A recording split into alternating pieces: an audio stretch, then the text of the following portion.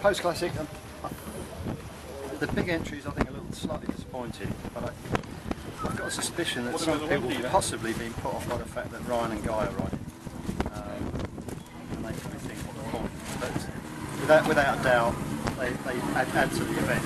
And the bottom line is there's no money here, so they're not coming here to earn big money or anything like that. So it adds to the prestige of the meeting, but I think it might have deterred some people possibly would have. Post Classic 250 is looking good though, with Brian Mateer bringing the bike to the road for years, and obviously Roy Richardson's already going well, even in the lightweight on his Post Classic bike. Yeah. It could be good, and some very nice bikes out there. Ray's going to win. Yeah, who's that? Right, yeah. No, I think it's added, added interest to the event. I do tend to find the modern bikes, especially the TT, if you stood at the end of Concavalli and saw number 3 come through, be it McGuinness or whoever, they're on a production bike basically. Let's face it, they're all road based.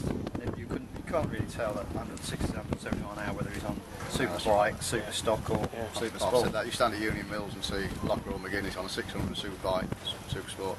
They're all look basically the same. Nobody's any idea. Here, the only you haven't got sidecars, but other than that, you've got 2 different classic classes. You've got Post Classic now, 125, 250s, 400s, 600s, 750s. Look much better. Yeah.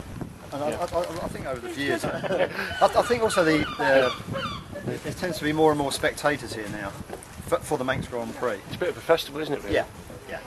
And with what Tony East is doing at Derby this year, the vintage stuff that's up there, obviously there's been an increase in interest for that sort of thing. Yeah.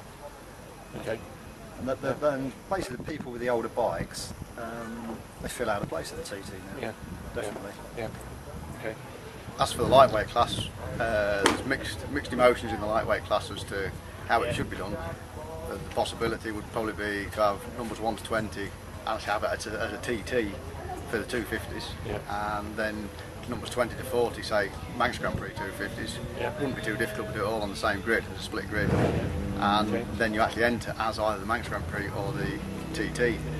At the minute, some of the Manx lads, or lads who've done the Manx for years, are now not happy because TT riders have come back. For me, myself, I actually come here to race to go faster, so in that respect it could be good for me, but you're less likely to be so high up, shall we say. The position's always been for my sponsors, for the Wellbeck Hotel and Dennis Troller Racing. For me personally, I want to go faster. It could be good for me this year. Who knows? It's nice to see more 250s on the grid. Oh yes, definitely. But having said that, there's at least 1 250 not on the grid, because the TT boys have been allowed in, and there's already at least one other person I know has intimated the same thing for next year. So it possibly some more might want to do more at the front end, want to do at the back end, not riding anymore, which is then takes away from what it was in the first place.